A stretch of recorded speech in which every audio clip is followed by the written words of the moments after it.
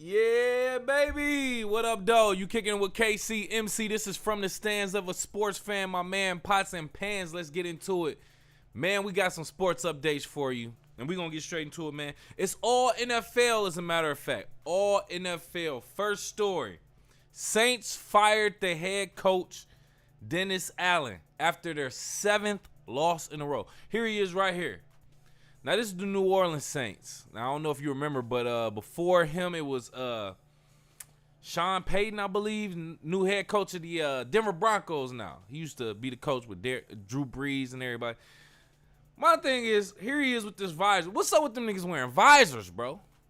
I guess that's like some type of requirement when you a head coach for New Orleans, the Saints. But anyway, New Orleans Saints have fired head coach Dennis Allen following a 7-game losing streak, marking the team's longest slide since 1999, by the way. Initially starting the season with 2 strong wins, the Saints' performance sharply declined, with their scoring dropping from an average of 45.5 points in the first 2 games to just 16.6 points on average in the last 7 games. Now, the owner, Gayle Benson, expressed respect for Dennis Allen, the head coach, acknowledging his long tenure with the organization, but citing the necessity of a change. Allen's departure is the first mid-season firing for the Saints since 1985. And special teams coordinator Darren Rizzi has been appointed interim coach.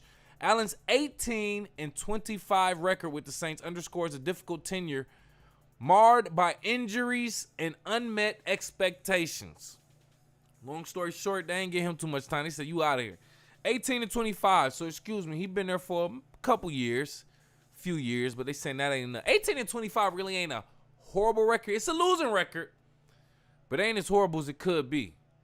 Now, losing 7 in a row definitely didn't help with that, bro. That basically, you started the season off 500 and just like after them 2 wins and then just went 7 straight. So now you're 18-25. I do think they should have continued to give you a chance at least through the season. Unless you did something crazy. Like, yeah, of course, the Saints probably had some embarrassing losses. 7 in a row. I get it. And not losing 7 in a row, I think since 1999, it probably stands out. In 25 years, they like, whoa, this is crazy. But get a coach until the end of the season. This is coming from somebody who's a diehard Detroit Lions fan. And I was here when we lost 16 straight, fam. I was here. And I think, who was that? Was that Schwartz, Jim Schwartz? That was our head coach at the time? Don't let me get the line. I'll look it up. But anyway, head coach for the Saints, he out of there. Do you think they are wrong for firing him in the middle of the season? Even though it's a 7-game losing streak, you think the Saints could have turned it around? I think they should have gave him a chance, bro. It's only halfway through the season. But let me know what you think. Go off in the live chat in the comments or call into the show, 313-466-4386. Moving on through NFL news. We really just got news. More losses. Your boy, Caleb Williams. They played the Arizona Cardinals, and they took a loss. The Chicago Bears. This is my second favorite team, by the way. I just want to put that on. Like, this is my second hometown, Chicago, man. Following a disappointing 29-9 loss in Arizona, Chicago Bears wide receiver Keenan Allen expressed frustration over the team's offensive execution, stating, quote, lack of execution, I guess. Just one of them days, end quote. The Bears struggled significantly, accumulating only 241 total yards and averaging only 3.4 yards per play. Damn. With the conversion rate of 3 out of 14 on third downs, Caleb Williams, their quarterback, was sacked 6 times and completed 22 of 41 passes for 217 yards without scoring, fam. In contrast, the Cardinals rely heavily on their rushing game. Amazing 213 yards to secure the victory. Head coach Matt Eberflus acknowledged the need for improvement, saying, quote, I take full responsibility for that as the Bears aim to bounce back in their next game against the New England Patriots. They should easily get that win, but nothing set in stone. Any given Sunday, it's the NFL. I'm really here to talk some shit real quick. Caleb Williams. This your man's right here. This picture alone. It just shows to paint the picture. Let me tell you my gripe with Caleb Williams, bro. You light-skinned, first and foremost. And this coming from a light-skinned brother. You light-skinned. You out here, when you play for USC, crying after games, after you had a loss, talking about, I just want to cuddle with my dog. Bro, when I heard that, I said, oh, hell no. And then my mans be painting his nails. No quarterback or player or man shall prosper who gets his nails painted. Now, to each his own, this is all jokes and fun and entertainment. But, fam, you paint your nails in a man's league, bro. What do you think is going to happen? What do you think going to happen? Real men going to come and shut all that down. Now, this could be the curse of the Chicago Bears system. I'm just going to say system because it ain't a curse of Chicago Bears. They can bounce back. Trust me, I'm a Lions fan. They can come out of this. No diddy. It's a system thing. They might have to change everything from the GM on down. So it's a system thing that I'm seeing. It may not necessarily be Caleb Williams. But what I do want to say is painting your nails, crying and going home and cuddling up with your dog after a loss, and taking pictures like this certainly do not help Caleb Williams. But Bears took another loss. Lost to the goddamn who they lose to? The Arizona Cardinals. They continue in week 9, man. Let me know what you think, man. Caleb Williams, is it the Chicago Bears system or is it Caleb Williams? Let me know what you think. Go off in the live chat in the comments, call into the show. 313-466-4386. Keeping it moving with our topics. Oh, my God. Here we go. With our topics in football. So I'm trying to get this page to refresh. But we were talking about, you know what? We'll get to that in a minute. We're not even going to talk about that. We're going to wait. This was about Puka Nacua or whatever that dude's name is. But we'll get to that in a minute. Talk about this, though. Saquon Barkley going hamburger on them boys. Philadelphia Eagles running back Saquon Barkley had a standout performance in a 28-23 victory against the Jacksonville Jaguars, showing his elite athleticism with a remarkable hurdle over a defender after securing a crucial first down. This play, which head coach Nick Sirianni dubbed the best play he's ever seen, has generated widespread excitement and admiration. Saquon Barkley finished the game with 199 total yards, 2 touchdowns, proving to be the driving force behind the Philadelphia Eagles' victory in this motherfucker. Look at this nigga. Oh, my God. Bro, if you would have saw the play, my mans gets the ball, hits him with a spin, then go a couple yards, jump, turn mid-air, nigga, jump, bro. He's backwards. He's backwards right now, bro. He is backwards, bro. The dude jumped and hurdled over my man's backwards. Oh, my God. When I saw that play out there, I said, damn. Oh, my God, bro. You got to see the play. Me talking about it doesn't no justice. You got to see the play. I don't care. Google Saquon Barkley backwards huddle. My mans went crazy, bro. When I saw that, I said, God. Listen, bro. It's one thing to hurdle over a defender, bro. When you jump over a grown-ass man that's trying to tackle you, bro, that nigga missed completely and then hit the ground, you make somebody look like the ultimate fool, bro. But to do it backwards is one of the most disrespectful pieces of moves I ever probably seen in my life. Head coach was not lying when he said it. Nick Sirianni, he wasn't lying. The craziest play I've ever seen in my life. I'm pretty sure the head coach of the Philadelphia Eagles seen a lot more football than I have. Bro, Saquon got a second breath coming with the Philadelphia Eagles, bro. I already like Jalen Hurts. But to add Saquon Barkley and for him to be doing shit like this, bro. Oh, my God. Oh. Bro. You just got to see it. Let me get off his nuts. I ain't even going to lie, fam. Let me get up off his nuts, bro. But that was a crazy play if you did not see it. But let me know what you think. Go off in the live chat, in the comments, or call into the show. 313-466-4386. We got to keep it moving.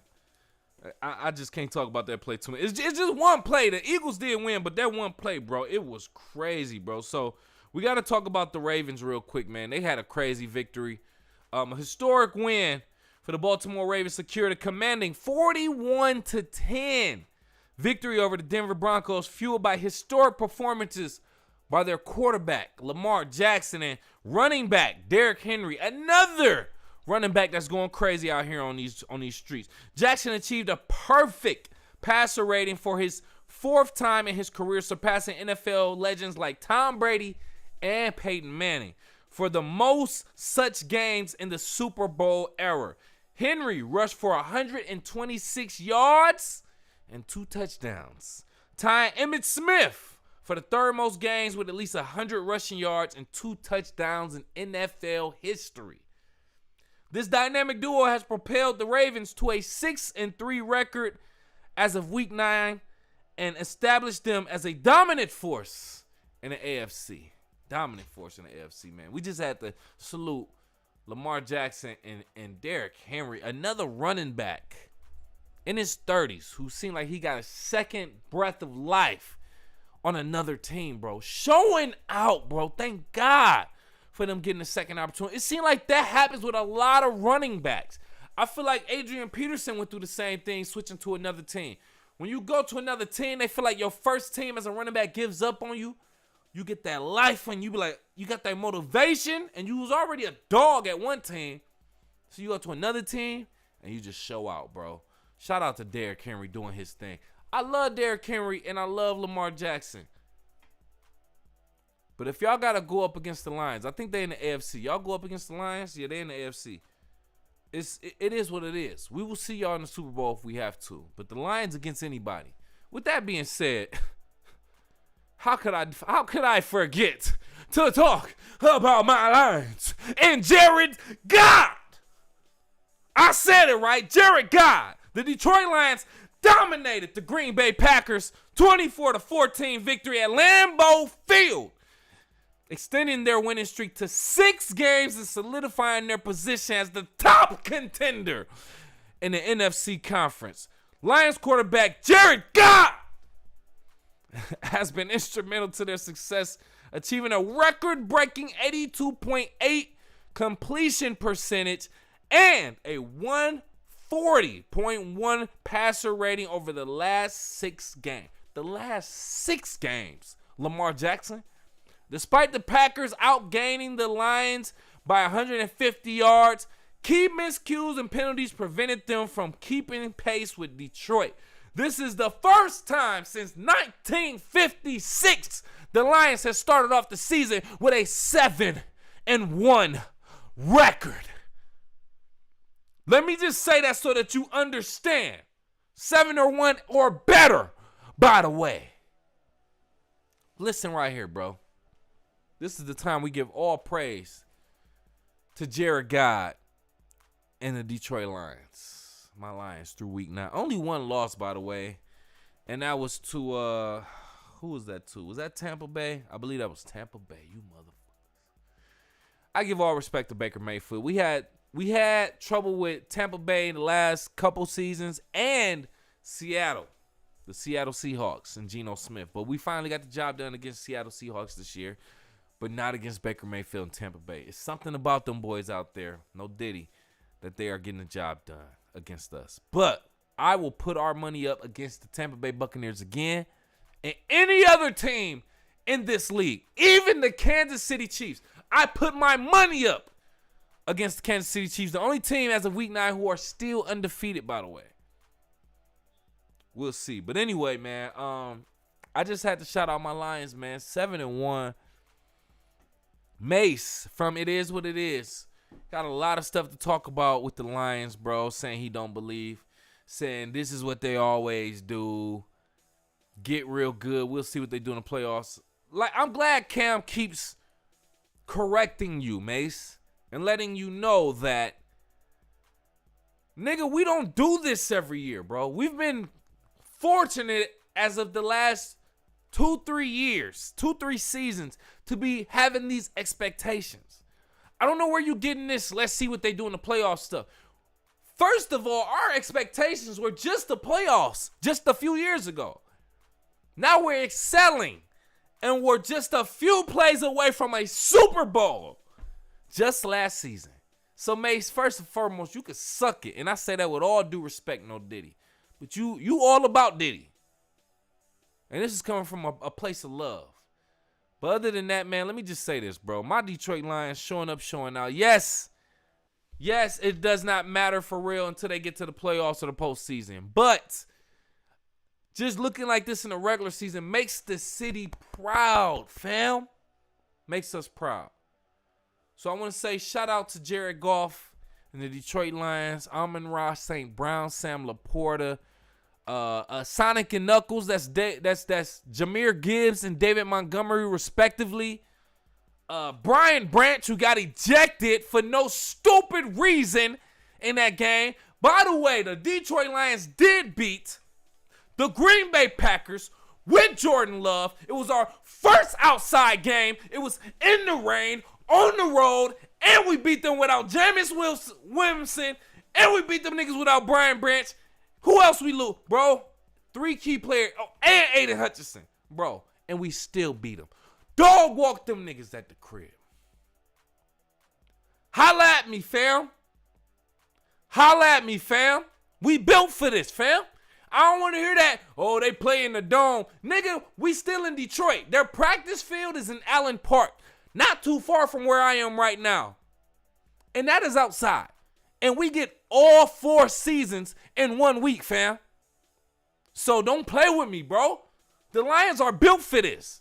They were clearly more prepared than Green Bay were. I could talk about the Lions all day, but we're going to get up out of there, man. I just wanted to say that. Lions to the Super Bowl this year. Lions to the Super Bowl this year. I dare you say different. Put your money up, nigga. That's just what I got to say. I had to go in on that. I try not to even be that explicit, bro, but I had to with that one. But let me know what you think. Go off in the live chat in the comments. Call into the show, 313-466-4386. We just going to go through the NFL, man, and just talk about just the whole week 9 in general as of right now. So like I already said before, you can see it right here. My Lions, they got the win 24-14 against the Packers. Shout out to my Lions getting that win. Come on, man. All right, so they're not going. All right, so Lions get the win against the Green Bay Packers 24-14. They move on to a record of, like I said, 7-1 through week 9 out of 18. The Texans lost to the Jets. Aaron Rodgers, Devontae Adams, finally got their 3rd win of the season. 3-6 now, 13-21. The Jets got their win against the Texans. Texans are now 6-3, by the way. The Saints versus the Panthers, like we discussed before. Saints took a loss, their 7th loss of the season. Lost to the Panthers by 1 point. Panthers, who are ass, and the Saints, who just became ass. They are both 2-7 in week 9 of the NFL right now. Commanders versus Giants. Commanders walked away with their 7th win of the season. They're now 7-2, 27-22 against the Giants. The Giants are now 2-7 throughout the season. The Buffalo Bills walked away with a victory against the Dolphins, who are trash right now. 2-6 in the seasons are the Dolphins. The Bills 7-2 through week 9. Chargers got the win against the Browns. Chargers 5-3, 27-10 against the Browns, who are now 2-7 and without Deshaun Watson. I think Jameis Winston is showing out right there, stepping up as a quarterback. The Titans got a win against the Patriots. Both very sorry teams. The Titans won 20-17. The Titans are 2-6. The Patriots are 2-7 as of week 9 right now. Cowgirls. Cowboys took another beautiful loss in the season to the Falcons, 21-27. The Falcons are 6-3. The Cowgirls are now 3-5. Shout out to the Cowgirls, losing again. Joe Burr. Woo. And the Bengals, Cincinnati Bengals, they get their 4th win of the season. They are now 4-5, 41-24 against the Raiders, who are now 2-7 throughout the season. That is very, very unfortunate. That's why Devontae Adams got up out of there. The Ravens, like we said, they got a win against the Broncos, 6-3. They won 41-10 against the Broncos, who are now 5-4. We had the Bears losing to the Cardinals, 9-29. The Bears are now even 500. The NFC North is our worst team is 500. They're 4-4 now.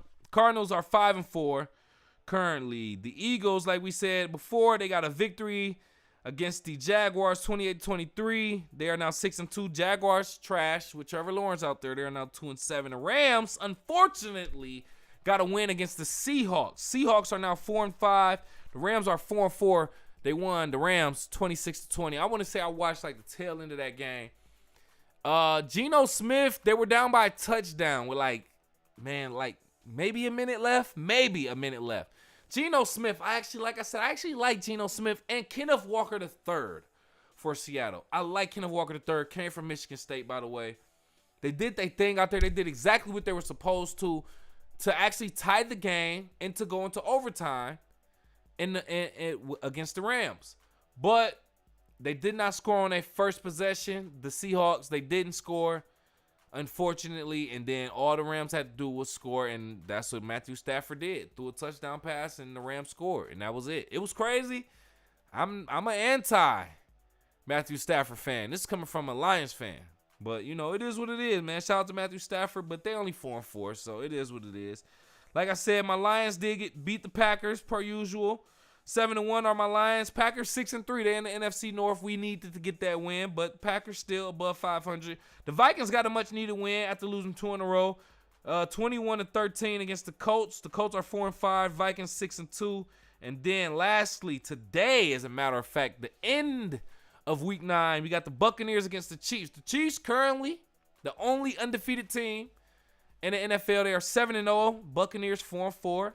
Now you would think that the Chiefs will walk away with this victory. I don't want to count out the Buccaneers. Now the Chiefs are at home. The game is at 8:15 Eastern Standard Time. I'm not about to count out the Chiefs. The Buccaneers. I'm not counting them out. So don't be surprised you see an upset, but theoretically, obviously, Chiefs are the favorite. They're at home. They're 7-0. Pat Mahomes and them are doing Pat Mahomes stuff. So that's just all I got. Let me know what you think. Go off in the live chat in the comments. Call into the show 313-466-4386. We gotta go. But we gotta talk about Jake Paul and Mike Tyson. You're starting to hear the advertisements even on the radio for this fight. Jake Paul versus Mike Tyson, November 15th. This is a Friday. This is not this Friday. Next Friday. It's on Netflix. It's live. It's a live boxing event on Netflix, by the way. AT&T Stadium in Fort Worth, Texas, if I'm not mistaken. Officially a sanctioned fight. Jake Paul is 27. Mike Tyson is 58. 50 wins for Tyson with 44 knockouts. Jake Paul, 9-1 record with 6 knockouts. Theoretically, Mike Tyson should really knock Jake Paul out. I think even Jake Paul's trainer or manager recently said something like this, like Mike Tyson will really knock this dude out for real.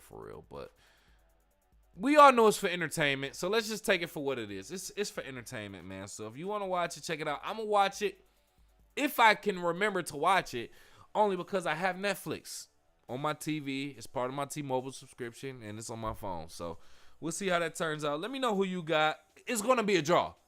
Let me just say that right now. It's going to be a draw. Or Mike Tyson's going to be like, I'll take an L for the bag.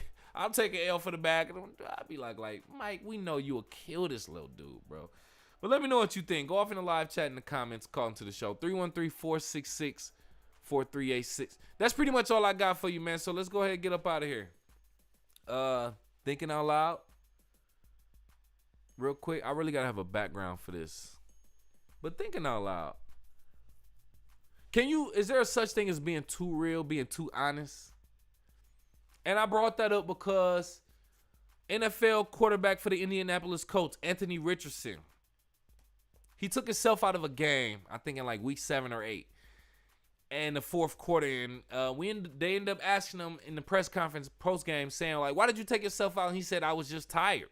I'm gonna be real." And then as a result, they put in Joe Flacco. Joe Flacco's probably in his 40s, bro, late 30s or 40s. And now Joe Flacco was starting. They took their like first round draft pick quarterback out of the game for that. And it's like, if he would have kept his mouth shut and just conditioned himself in that next week, he probably could have still had his starting position. There's nothing wrong with where he is. Maybe he needs to be there to learn. But that just cost him his starting position. With that being said, there's so many examples of when keeping it real goes wrong. I actually think I lost certain relationships because I was speaking from what I felt was honesty or my honest opinion or my truth. And it costs a relationship with a friend, a family member, a loved one, whatever the case may be. So, yeah, I think there's a such thing of being too honest. So, with that being said, I think we all do and should lie a little bit more often.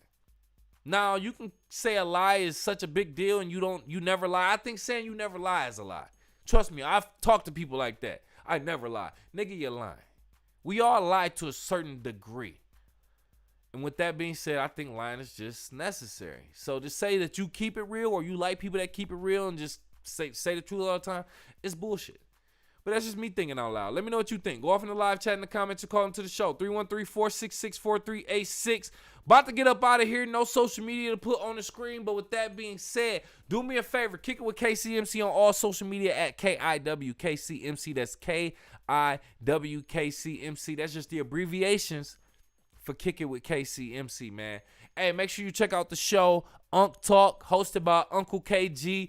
Been having some people visit them episodes. He's spitting a lot of game. We're going to try to get him back on to do some more episodes real soon, man. Other than that, we're going to have fresh content coming to you more and more every day. Going to do another show again tomorrow. Just make sure you sharing that love, man. Hit that like button, hit the subscribe, and share the content per usual, man. We up out of here from the stands of a sports fan.